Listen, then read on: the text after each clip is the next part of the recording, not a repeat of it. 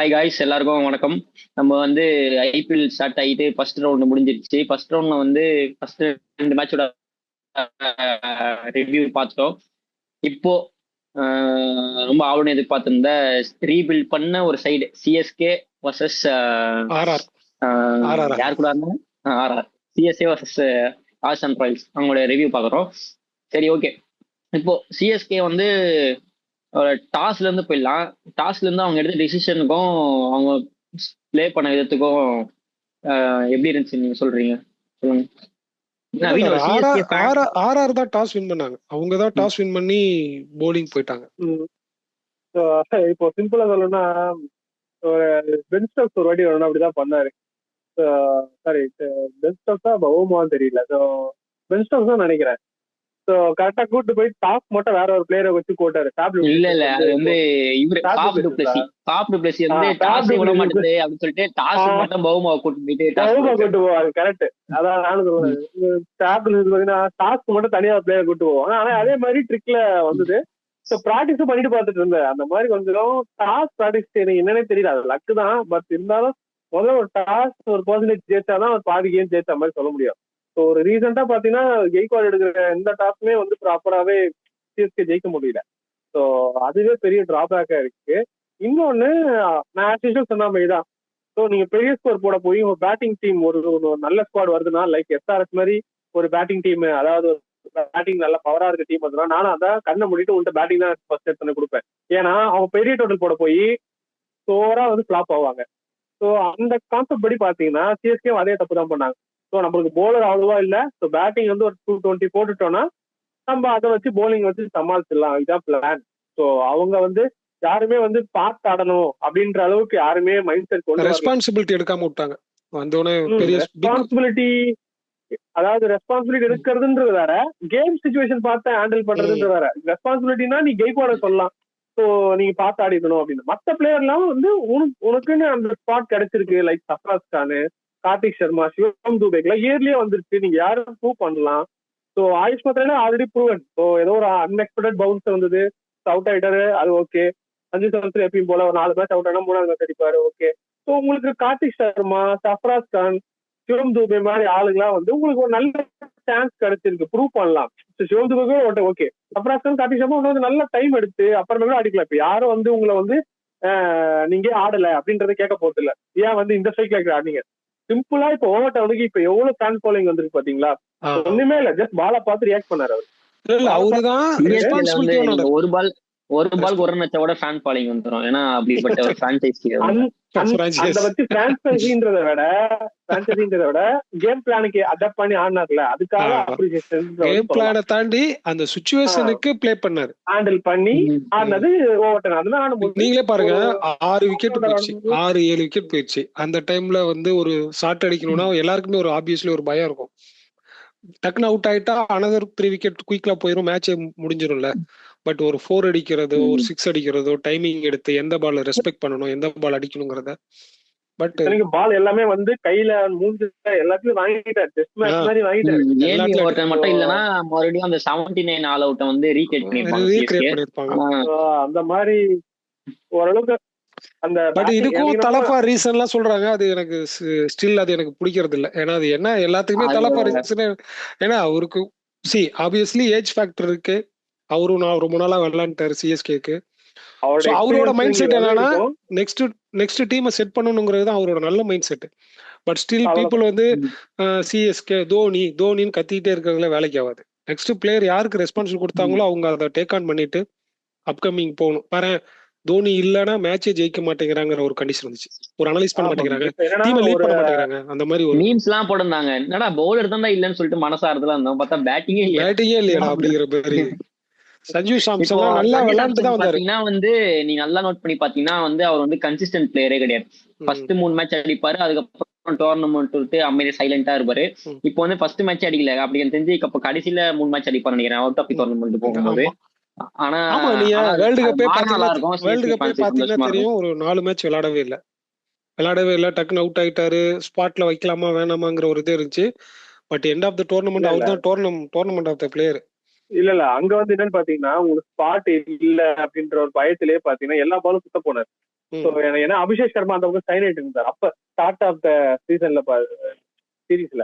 So அப்போ உங்களுக்கு இடம் கிடைக்கலன்னா யாராவது ஜெய்க்வாலோ கில்லோ இல்ல எஸ்எஸ்டி ஜெய்ஸ்வாலோ அந்த மாதிரி யாராவது உள்ள வந்துருவாங்க. அந்த பேனிக்லயே அந்த மூமெண்ட் பால பார்க்காம ரியாக்ட் பண்ணணும். சிஎஸ்கேவோட மேனேஜ்மெண்ட்டே அப்படிதான் இருக்குன்னு நான் நினைக்கிறேன். ஏன்னா அவங்களோட மைண்ட் செட்ல நம்ம எப்படியா இருந்தாலும் ஆப்வியஸ்லி 11ல இருப்போம், நம்ம தான் ஸ்டார்ட் பிளேயரு, எல்லாருமே யங்ஸ்டரு, ஸோ நம்ம எப்படியா இருந்தாலும் 14 மேட்ச் விளையாட போறோம்.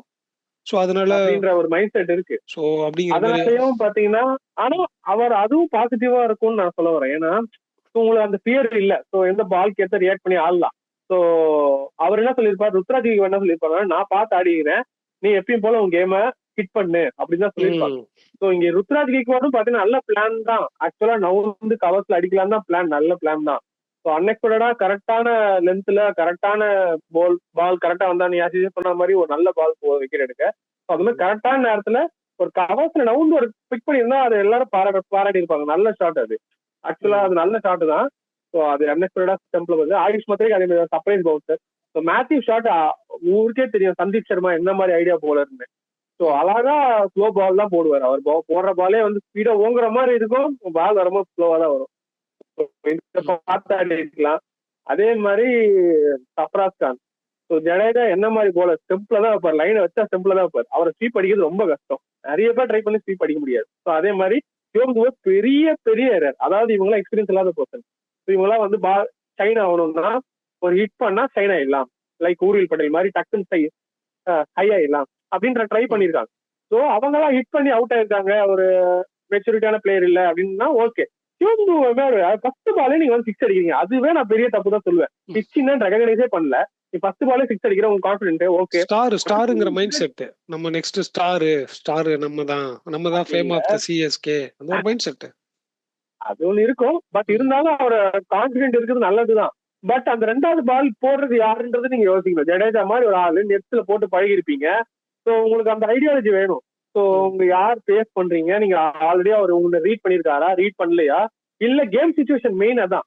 ஸோ கேம் சிச்சுவேஷன் இப்ப இங்க எல்லாம் விக்கெட் போயிடுச்சு, நான் தான் கொண்டு போனோம், ஒரு 14th ஓவர் வரைக்கும் கொண்டு போயிட்டேன்னா மிச்சம் இருக்கிற வந்து ஏதாவது ஓவர் டர்னோ யாராவது ஒரு கொண்டு வந்து முடிப்பாங்க அப்படின்னு இருக்கலாம். நீங்க வந்ததே தப்பான இடத்துக்கு தப்பான டைமுக்கு 7th ஓவர் 8th ஓவர் வந்துட்டுக்கிறீங்க உள்ள. அப்போ நீங்க எவ்வளவு இடம் கொண்டு போயிருக்கணும், அது எதுவுமே பண்ணல.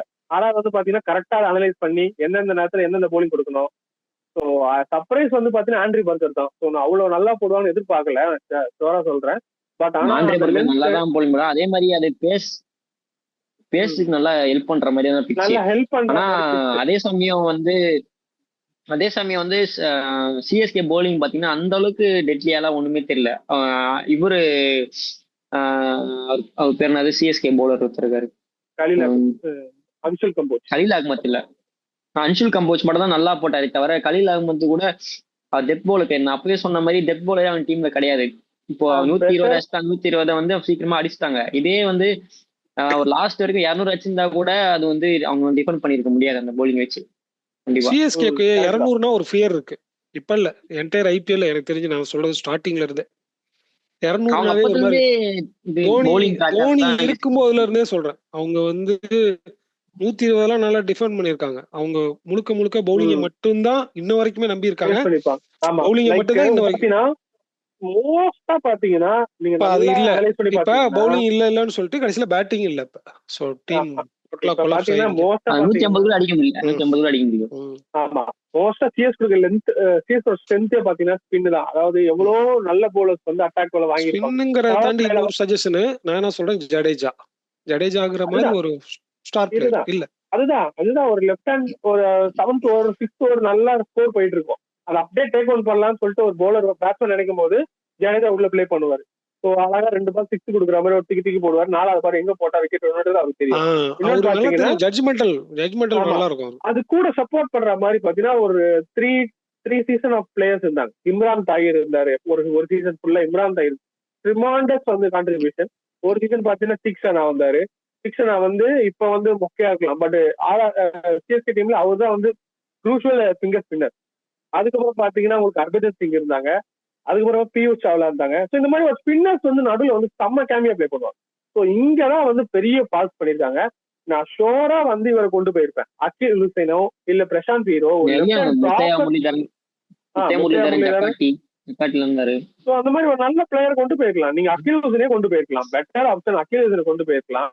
இல்லன்னா உங்களுக்கு பவர் பிளேல போறதுக்கு ஒரு ஆப்ஷன் கிடைச்சிருக்கும் அகில் ஹுசைனு. அதே மாதிரி நீங்க வந்து முக்கியமா வந்து ஜடேஜா மாதிரி ஒரு பிளேயரை விட்டுட்டு நீங்க யாரை ரீப்ளேஸ் பண்ணீங்க? பிரசாந்த் வீர ரீப்ளேஸ் பண்ணீங்க. அப்ப பிரசாந்த் வீர ஆட வைக்கலாம். அப்புறம் எதுக்கு அந்த ரீப்ளேஸ்மெண்ட் உங்களுக்கு? ரீப்ளேஸ்மெண்ட் தானே. அப்புறம் எதுக்கு அவர் ஆட வைக்காம அப்புறம் உருவில் பட்டேல் வந்து ஆயுஷ் மாத்திரம் ஒன் டவுன் தான் ஆட போறோம்னா அப்ப நீ உருவில் பட்டேல் ஆட வச்சிருக்கலாமே. உருவில் பட்டேல் நல்லா தான் பெர்ஃபார்ம் பண்ணிருக்காரு ஒன் டவுன்ல. டொமஸ்டிக்ல நல்ல ஆஃப் ஸ்பின்னரு. அவரே ஆஃப் அவரு பவுலிங் போட உள்ள. அப்புறம் எதுக்கு அவர் உள்ள வச்சுட்டு இல்ல நீங்க பவுலிங் கொடுக்கல. நீங்க போன 2 வருஷம் பாத்தீங்கன்னா வந்து ருத்ராஜ் கைக்வாட் வந்து ஸ்பின்னர்ஸ் நம்பவே மாட்டாரு. ஃபுல்லா சீம் பவுலர்ஸ் தான் கொடுத்துட்டு இருக்காரு. நம்புறதே கிடையாது. அப்புறம் ஒரு நம்புறதுல இருந்து என்ன கேட்ட ஸ்பின்னர்ஸ் எப்ப விட்டாங்களோ அன்னையில இருந்து மேட்சே விட்டாங்கன்னு நினைக்கிறேன். ஆர்சிபி மேட்ச் நல்லா பாத்துருப்பீங்கன்னு நினைக்கிறேன். அங்க ஆரம்பிச்சது அந்த இது. சோ இன்ன வரைக்கும் அந்த ஒரு இது கண்டினியூ பண்ணிட்டு இருக்காங்க. அவங்களோட சக்சஸை தாண்டி அவங்களோட ஃபெயிலியரை கண்டினியூ பண்ணிட்டு இருக்காங்க. எப்படி எல்லாம் நம்ம தூக்கலாம் ஒரு மேட்சை அப்படிங்கறத அனலைஸ் பண்ண ஆரம்பிச்சிட்டாங்க சக்சஸை தாண்டி. இருங்க, நம்ம அவினாஷ் ஜாயின் பண்ணிருக்காரு. அவரோட கருத்து என்னன்னு கேட்போம். வாங்க Avinash, welcome to the panel. சொல்லுங்க உங்களோட சஜஷன் சொல்லுங்க. என்னன்னு கேட்போம். புரியல, என்ன சொல்லுங்க? சரியா கேட்கல. சொல்லுங்க கேக்குது சொல்லுங்க. டைம் எடுக்குதா? இப்ப ஆக்சுவலி பாத்தீங்கன்னா நான் வந்து சிஎஸ்கே ஸ்டார்ட் பண்ணும்போது இப்போ ஃபுல் ஃபார்ம்ல இருந்தாரு நம்ம சஞ்சய் சாம்சன். சஞ்சய் யாரு? சஞ்சய் அவன் பேர் அவனோட நான் வந்து ஃபுல்லாவே நம்பினேன். சஞ்சய் சாம்சன் வந்து பெட்டரா லீட் பண்ணி கண்டிப்பா ஸ்கோர் வந்து வந்துரும். ஏன்னா அவரோட இது பாத்தீங்கன்னா இன்டர்நேஷனல் கேம்ல கண்டினியூஸா எல்லாமே 80+. அந்த லாஸ்ட் மேட்சஸ்ல அந்த ஃபார்ம் கண்டினியூ பண்ணுவாருன்னு நினைச்சேன். ஆனா பட் அது அவரே எக்ஸ்பெக்ட் பண்ணல. பட் அவர் சிஎஸ்கே ஃபார்மை கண்டினியூ பண்ணிட்டார்ல. அவரு அங்க 80+ கண்டினியூ பண்ணாரு. பட் இங்க வந்து இந்த ஃபார்மை கண்டினியூ பண்ணணும்ல. That is what they are expecting. ஒரு சிஎஸ்கே ஃபார்மை கண்டினியூ பண்ணாரு. ஒரே ஒரு மைண்ட் வாஷ் மட்டும் இருக்குல, ஓடிட்டே இருக்கு. ஒரே ஒரு மைண்ட் வாஷ் மட்டும். சொல்லுங்க வந்துட்டே இருக்கு. நான் வந்து நீங்க சொல்ற மாதிரி நான் ஏதோ ஒரு மும்பை ஃபேனு ஆர்சிபி ஃபேனுங்கிற ஒரு நியூட்ரலா பேசுறேன். நீ அக்செப்ட் பண்ணி நியூட்ரலா பேசுறேன். எப்ப நான் சொல்றேன், எப்ப ஃபெயிலியர் அக்செப்ட் பண்ணிக்கிறீங்களோ அப்ப நீங்க வின் பண்ணுவீங்கிற என்னோட கருத்து தான் நான் சொல்றேன். அந்த சிஎஸ்கே எப்படி ஜெயிக்கணும் அப்படின்னா நெக்ஸ்ட் இயர் வந்து அந்த மிக்சர் கும்பல் இருக்கும்ல ஆக்ஷன் பண்ணல, அவங்க மாத்திட்டு புதுசா யாரோ ஸ்ட்ராட்டஜி கொண்டு நல்ல பிளான் போட்டு எடுக்கிறவங்க வந்து எடுத்துட்டோம். அப்பதான் வந்து சிஎஸ்கே மாறும்.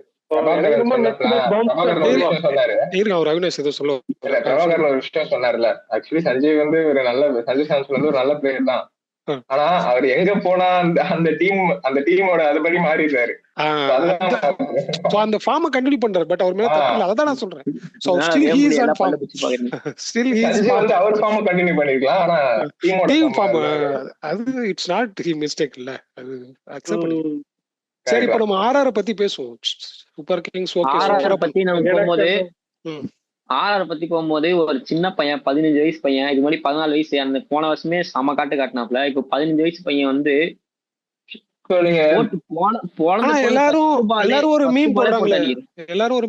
40 வருஷமா அவருக்கு 14 வயசு தான் இருக்கு அப்படின்றாங்க. அதை பத்தி உங்களோட கருத்து என்னன்னு கேக்குறேன்.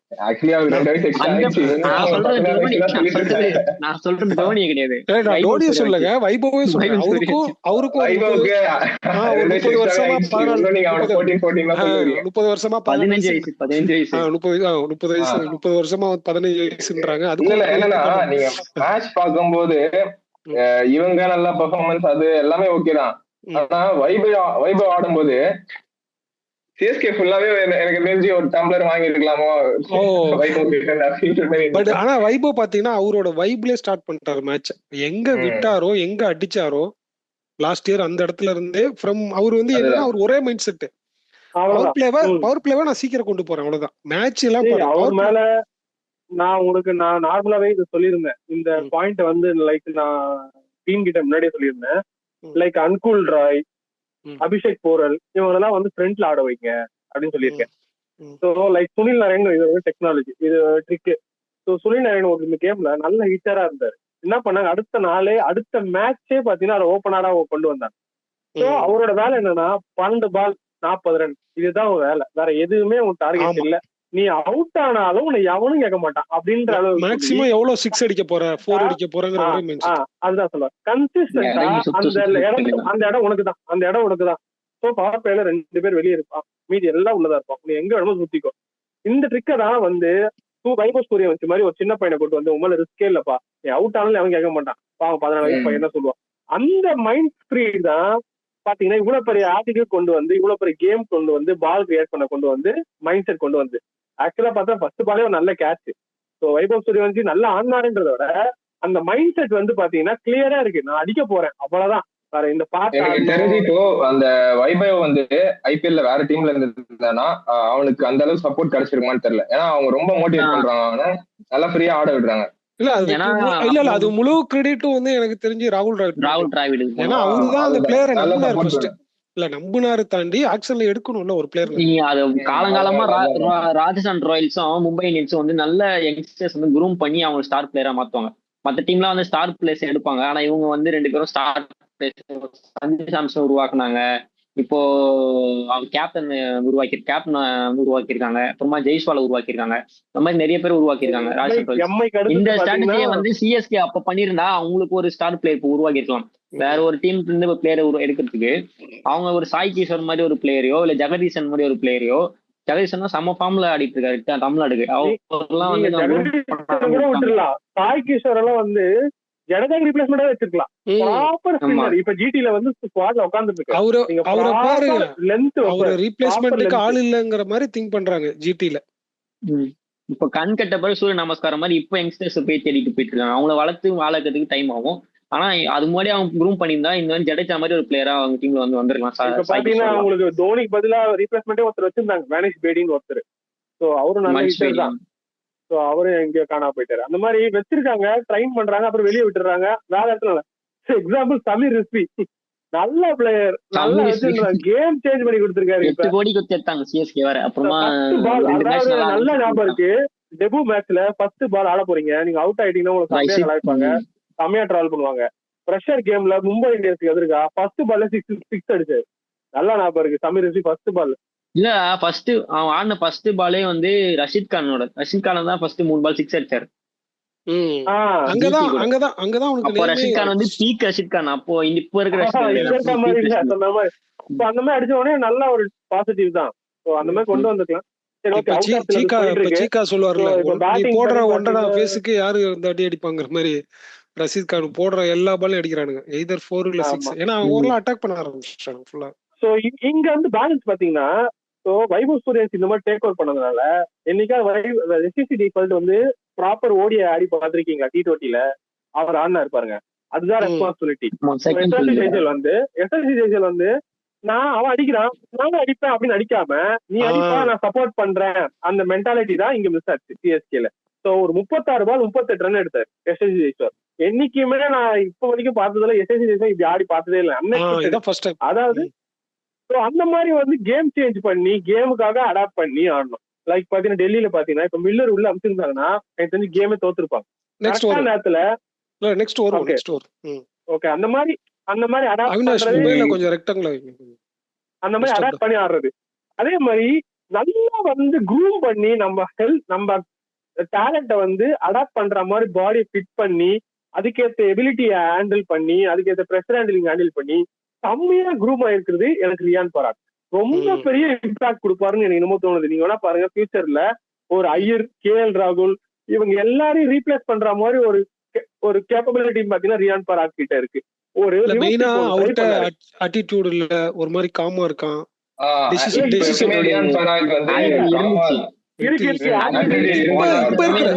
லாஸ்ட் இயர்ல நிறையவே காட்டினான், பட் நான் இந்த இயர்ல சொல்றேன், இந்த இயர்ல ஒரு மாதிரி கம்மினால முடிஞ்சு போச்சு அப்படின்ற அந்த மைண்ட் செட் வந்ததால மேபி பிரஷர் டைம்ல தான் செக் பண்ண முடியும். இல்ல யூசுவலா கிடையாது, அவன் யூசுவலா இருக்கிறதே கிடையாது. ஒரு மாதிரி ஏன்னா ஃபர்ஸ்ட் ஸ்டார்டிங்ல வந்து கேப்டனா இருக்கும்போது அந்த கேட்ச்லாம் அப்படியே அசால்ட்டா பிடிச்சு விடுவான். அப்புறம் தொடர்ந்து லாஸ்ட் 3 மேட்சா கேட்ச் விட ஆரம்பிச்சோடனே வேற மாதிரி. இன்னொன்னு சங்ககாரா சொல்றத லிசன் பண்ணி கேக்குறான். லாஸ்ட் இயர்லாம் ஒரு மாதிரி சங்ககாரா பேசிட்டு இருப்பாரு, இவன் ஒரு சைடு நின்னுட்டு இருப்பான்.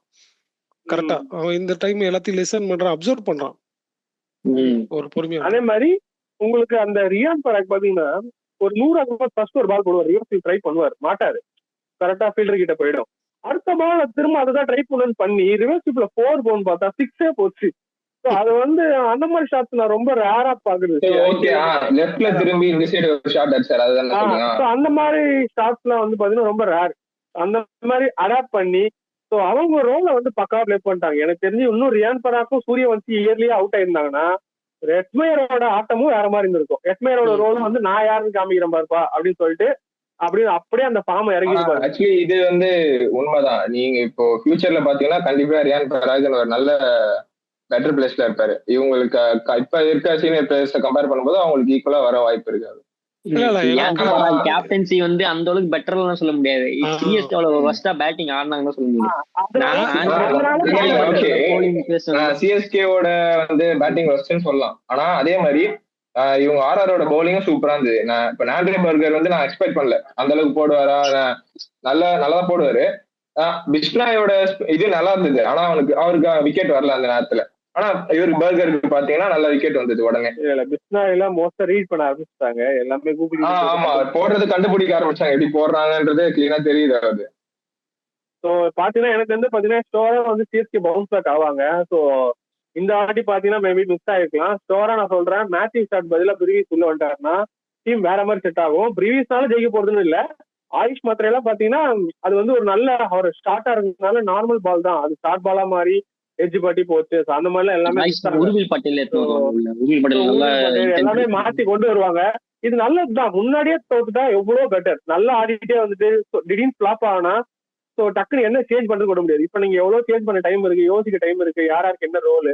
நல்லதுதான், தப்பே இல்லை. இன்னும் ஒரு 3 மேட்ச் தோத்தா கூட கரெக்டா ஒன்னு மேபி செட் ஆகி ட்ரை பண்ணலாம். ஒரு பிளே ஆஃப்ல டஃப் கொடுக்கறது ட்ரை பண்ணலாம். இயர்லியா சேஞ்சஸ் கொண்டு வரணும். இல்ல சிஎஸ்கே 3 மேட்ச் தோத்தா பரவாயில்லன்றீங்களா? தோத்தாலும் பரவாயில்ல, கண்டிப்பா தோத்துருவாங்க. இல்ல நான் என்ன சொல்ல சினாரியோ என்னன்னு சொல்ல, கண்டிப்பா தோத்துருவாங்க. ஏன்னா அதுதான் அவரு எதிர்பார்க்கிறாரு. யாரு? பெரியவர் வெளியில போனதுக்கு காரணமும் அதான். ஏன் அவரு இல்ல ரியாலிட்டிய பேசுறேங்க. என்னன்னா அவரு இன்னும் அந்த இம்பாக்ட ரெடி பண்ணிட்டு இருக்காரு. நான் இல்லன்னா மேட்ச் இல்ல, டீம் இல்ல. பெரியவரை தான் நான் சொல்றேன், தோனி தினேஷ் சார். அதுக்கு வேற என்ன சொல்ல வரீங்க நீங்க? சொல்ல ஏன் அவரு இப்ப போகணும்?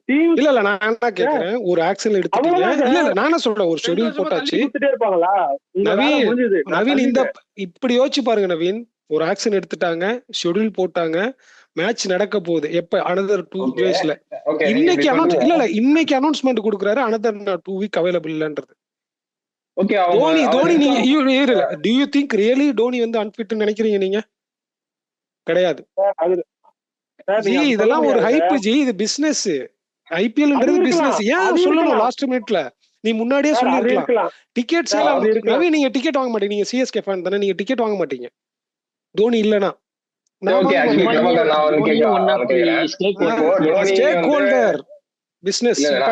ஒரு விஷயம் நான் கேக்குறேன், தோனி வந்து இப்படி போயிட்டு அவர் வந்து ஒரு விஷயம் கிரியேட் பண்றாரு, அவர் இல்லாம இது நடக்காது அப்படின்ற மாதிரி சொல்றீங்க. இப்ப தோனி இருந்தா மட்டும் அவங்க ஃபர்ஸ்ட் மேட்ச் ஜெயிச்சிருப்பாங்கன்றீங்களா? தோத்துருப்பாங்க ஆப்வியஸ்லி. மேபி டெசிஷன் மாறி. அதெல்லாம் மைண்ட் செட் இல்ல, அதெல்லாம் மைண்ட் செட். பிசினஸ் சொல்றேன், பிசினஸ் இருக்கலாம் மேபி. அதுதான் சொல்றேன்ல சார், பிசினஸ் இருக்கலாம் சார். நீங்க சொல்ற மாதிரி பிசினஸ் இருக்கலாம். அது நான் இன்னும் எக்ஸாக்ட்டா அது வேர்ட் எனக்கு என்ன சொல்ல தெரியல. ஃபேன்ஸ் வந்து ஹைப் பண்ணி ஆஃப் பண்றாங்க அப்படின்னு எனக்கு தோணுது. கரெக்ட்டா? புரியுது. நீங்க அப்படி இருக்கலாம், டைரக்டா சொல்லலாம். ஐ அம் அன்ஃபிட், என்னால முடியல, so we will take care அப்படின்னு சொல்லிட்டு போயிட்டே இருக்கலாம். சிம்பிளா முடிச்சிருக்கலாம். நீங்க அவ்வளவு பிசினஸ் இருந்தா முன்னாடியே வந்து அவர் சொல்லிட்டு, ஆனா நான் ஒரு மென்டாரா இருப்பேன் அப்படின்னு சொல்லியிருந்தீங்கன்னா அதுக்காக பார்க்க வர கூட்டமும் இருக்கு. எப்படியா இருந்தாலும் முட்டு குடுக்கலாங்க. பட் இப்படியா ஆர்சிபி ஃபேன் வச்சுக்கோங்க. நான் கார்த்திக்காக போவேனா விராட் கோலிக்காக போவேனா? நீங்க சொல்லுங்க. ஒரு மேட்ச் நடக்குது ஃபார் எக்ஸாம்பிள், நான் அததாங்க சொல்ல வரேன். பிரான்சைஸுக்காக தான் வருவாங்க எல்லாரும். ஃபர்ஸ்ட் பாயிண்ட் அதான். மென்டாருக்காகலாம் யாரும் கிரிக்கெட் பார்க்க போக மாட்டாங்க. யாராவது 7000 செலவு பண்ணி மென்டார் பார்க்க போவாங்களா? நீங்க சொல்லுங்க. நீங்க சொல்றீங்க தோனி பார்க்க தான் வராங்கன்ட்டு. அததாங்க சொல்றேன், ஒரு பிளேயரா இருந்தாதான் பார்க்க வருவாங்க. அதனாலதான் அவர் இன்னும் உள்ள இருக்காருன்னு சொல்றேன். அந்த பாயிண்ட சொல்ல வரேன், புரியுதுங்களா? நான் என்ன சொல்றேன்னு புரியுது இல்ல, அவர் பிளேயரா இருப்பாருன்னு எல்லாரும் பார்க்க வராங்க. பட் பிளேயரா இல்லாம அவர் ஏமாத்திட்டாருன்னு சொல்ல வரேன். அதை ஏன் பண்ணாம இன்னும் யங்ஸ்டர் நல்லா ஆட விட்டு, இல்ல நான் மென்டராவே இருந்துறேன் அப்படின்னு கூட சொல்லிட்டு போயிடலாமே. பாத்தீங்கன்னா மேபி சரி, இதுல எவ்வளவு இம்பாக்ட் நான் சொல்றேன் கேளுங்க. இதை நீங்க இப்படி யோசிச்சீங்கன்னா புரியும். டெக்னிக்கலா யோசிச்சு பாருங்க. Cricket is a mind game, mental. நீ பிசிக்கல் எவ்வளவு ஃபிட்னஸ் ரொம்ப முக்கியமோ மைண்ட் அவ்வளவு முக்கியம். கரெக்டா? 11 பேர் என்ன நினைச்சிருப்பாங்க, தோனிங்கிற மாதிரி ஒரு எக்ஸ்பீரியன்ஸ் பிளேயர் நம்ம கூட ஆட போறாரு, அந்த ஒரு மைண்ட் செட்ல இருப்பாங்க. அவரோட அட்வைஸை கேட்கறதுக்காக நிறைய பேர் இருந்திருப்பாங்க, கேட்ட பேரும் இருப்பாங்க உள்ள விளையாடுறதுக்கு. அந்த மாதிரி ஒரு பிளேயர் இல்ல. நாட் ஈவன் தோனி நான் சொல்லல, சச்சின், விராட் கோலி, பெரிய ரோஹித் சர்மா ஃபிட்டா இருக்காரு. திடீர்னு வந்து நான் இம்பாக்டா விளையாட போறேன், நான் உள்ள ஆன் ஃபீல்ட்ல இல்ல, எனது அனதர் 2 வீக் அன்அவைலபிள்னு சொன்னா மும்பைக்கு இந்த மைண்ட் செட் இருந்திருக்கும்ன்ற, மேட்ச் ஒரு மாதிரி சேஞ்ச் ஆயிருக்கும்ன்ற, ரிசல்ட்லயே சேஞ்ச் ஆயிருக்கும். கரெக்ட் தானே நான் சொல்ல வர பாயிண்ட்? மேபி அப்படி திங்க் பண்ணி தோனி உள்ள இருக்கும்போது அது ஒரு தனி எனர்ஜி அவங்க. கரெக்ட், அதான் சொல்றேன். அவர் வந்து ஸ்ட்ராட்டஜி கொடுப்பாரு. மேபி இருந்திருக்கலாம், கேம் சேஞ்ச் வந்து டக்குன்னு வந்து மூவ் பண்ணிருப்பாரு. அவர் கீப்பரா இருந்தாவே பெரிய இம்பாக்டா இருந்திருக்கும் சொல்றேன் நான். மேட்ச் கரெக்டா கீப்பரா இருந்திருந்தாவே அவர் மேட்ச் அடிக்கவே வேண்டாம், கீப்பரா இருந்தாவே பெரிய மேட்ச் இம்பாக்டா இருந்திருக்கும். ரிசல்ட் ஒரே பாயிண்ட் நான் என்ன சொல்ல வரேன்னா, ஒரு பிளேயரா வந்து நீங்க தோனி அந்த கான்செப்ட் வைஸ் போகாம டக்குன்னு வந்து நான் இன்னைக்கு வரல நீ திடீர்னு ஆடுங்கன்னு சொல்லல. அவர் முன்னாடில இருந்தே சொல்லிட்டாரு. அததான் நவீன் சொல்றேன். இன்னும் நீங்க அந்த பாயிண்ட புரியல நவீன். அவர் முன்னாடியே சொல்லிருக்கலாம், ஆக்சல்ல சொல்லிருக்கலாம். நாளைக்கு நீங்க டிக்கெட் வாங்கிட்டீங்க, அடுத்த வாரம் டிக்கெட்டுக்கு இன்னைக்கு அனௌன்ஸ் பண்றாரு. ஏன்னா பிசினஸ் முடிஞ்சு, அடுத்த 2 வாரத்துக்கு பிசினஸ் முடிஞ்சு நவீன்.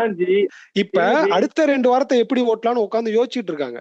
இப்ப நான் சொல்றது 2வது, ஃபர்ஸ்ட் ரவுண்ட் முடிஞ்சு நவீன், 2வது ரவுண்ட எப்படி ஓட்டலாம்னு மெயின். நீங்க டிக்கெட்லாம் ஜி ஐபிஎல் என்ன ஜி, நீங்க அதெல்லாம் விட்டுருங்க. சரி ஐபிஎல் என்ன பாருங்க ஜி, கிரிக்கெட் தான் ஜி. ஃபர்ஸ்ட் ஐபிஎல் பிசினஸ், அதுக்கப்புறம் தான் cricket. Do you agree or not? நீங்க சொல்லுங்க. கரெக்ட்டா நம்ம கிரிக்கெட்டா பார்க்கணும்னா இன்டர்நேஷனல் கேம் கிரிக்கெட்டா பார்க்கணும். கிரிக்கெட் கிடையாது. என்ன கேட்டா ஐபிஎல் வந்து இப்போ வந்து தோனி வந்து ரிட்டையர் போறாரு கன்ஃபார்மா இந்த வருஷம். ஆனா எதுக்கு சஞ்சு சாம்சன் எடுத்தாங்க? நல்ல பிளேயர்னா கிடையாது. நெக்ஸ்ட் தோனி போனதுக்கு அப்புறம் ஃபேஸ் வேல்யூ வந்து என் டீமுக்கு இருக்கணும். சஞ்சுக்காக மேட்ச் பார்க்க வருவாங்க. அதுக்காக ருத்ராஜ் கையோட நீங்க அக்செப்ட் பண்ணிக்கிறீங்களா ஒரு next fame of or next phase of சிஎஸ்கேங்கறத? ஆப்வியஸ்லி சிஎஸ்கே ஃபேனாவே அக்செப்ட் பண்ணிக்க முடியாது. வாய்ப்பே இல்ல. சிஎஸ்கே தான் அவன வந்து ருத்ராஜ் வந்து ஜடேஜாவா ஆல்ரெடி ட்ரை பண்ணிட்டாங்க. So he somehow he got failure.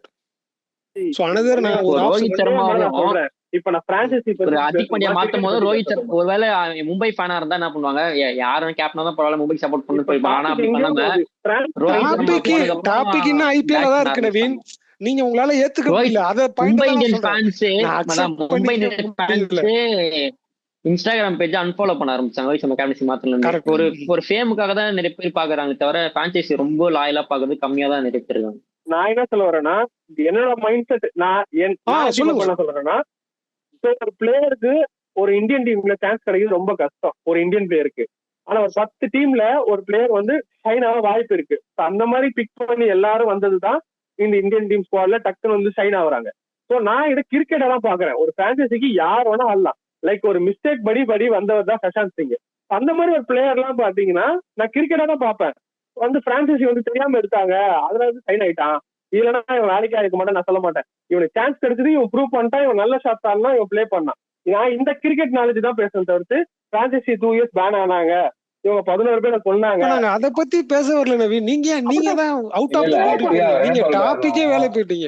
இது வந்து வேற டாபிக் வந்து எக்ஸ்ட்ரா இப்போ வேற பேக் டு கிரிக்கெட். இப்போ நான் ஐபிஎல் மட்டும் தான் பேசிட்டு இருக்கேன். ஐபிஎல் கிரிக்கெட் மட்டும் தான் நான் பேசுறோம். இப்போ இந்த பெர்ஃபார்மன்ஸை பார்த்துட்டு வந்து நெக்ஸ்ட் மேட்ச் என்னென்ன சேஞ்சஸ் பண்ணோம், இந்த டீம் வந்து ப்ராக்ரெசிவா மூவ் ஆகுமா வேற அடுத்த ஸ்டேஜுக்கு, அதை பத்தி நான் நினைக்கிறேன். சிஎஸ்கே நெக்ஸ்ட் கேம் கண்டிப்பா வந்து அவங்களோட இது இம்ப்ரூவ் பண்ணியே ஆகணும். இல்லைன்னா அரல்ஸ் இப்போ நவீன் சொன்ன மாதிரி அவங்க ஸ்டார்டிங்கே தோக்குறது பெட்டர்.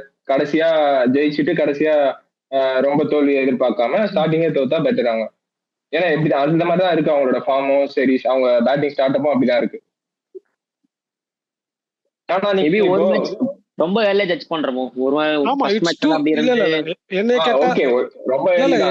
என்ன கேட்டா என்னோட சஜஷன் அதான். இட்ஸ் டூ இயர்லி கால். ஏன்னா 14 மேட்ச் விளையாடணும். எப்படி வேணுமாலும் மாறலாம். லாஸ்ட் இயர் மும்பை பாத்தீங்கன்னா செகண்ட் ஹாஃப்ல தான் மேலே வந்தாங்க. அதனால ஆமா. இப்ப அது என்னால கமெண்ட் பண்ண முடியாது. பட் அவங்க நிறைய திருத்திக்கணும். பட் நெக்ஸ்ட் மேட்சே வேற மாதிரி விளையாண்டாங்கன்னா ஆர்சிபி 49 ஆல் அவுட்லாம் கேள்விப்பட்டிருப்பீங்கன்னு Maybe. நினைக்கிறேன்.